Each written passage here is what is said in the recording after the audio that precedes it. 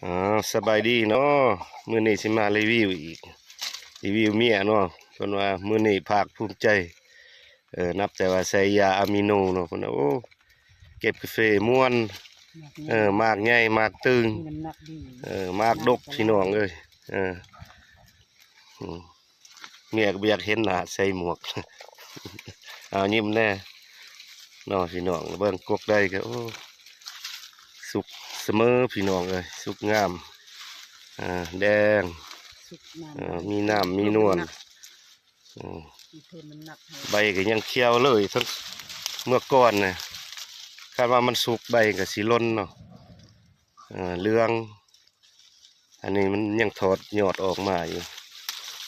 ถือว่าได้ผลดีอยู่ตามได้ใส่มาแล้วเนาะอันนี้ฮะก็ทดลองใส่มา2-3 ครั้งถือว่าใส่ได้อยู่เหลื่อมงามมากสุกตึงดี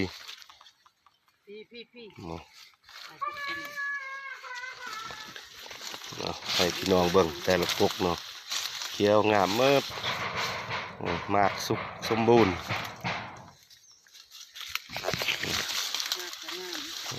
งามลาย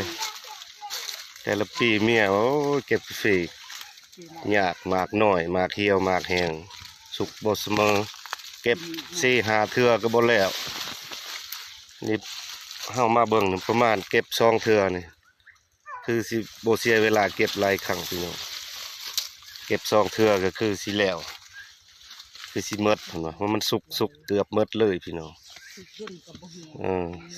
ปลาดนหน่วยก็บ่เหี่ยวบ่แห้งว่างามสมบูรณ์มื้อนี้ขอรีวิวอีกเนาะขอขอบใจครั้งหน้าสิรีวิวใหม่ให้เบิ่งเด้อสบายดี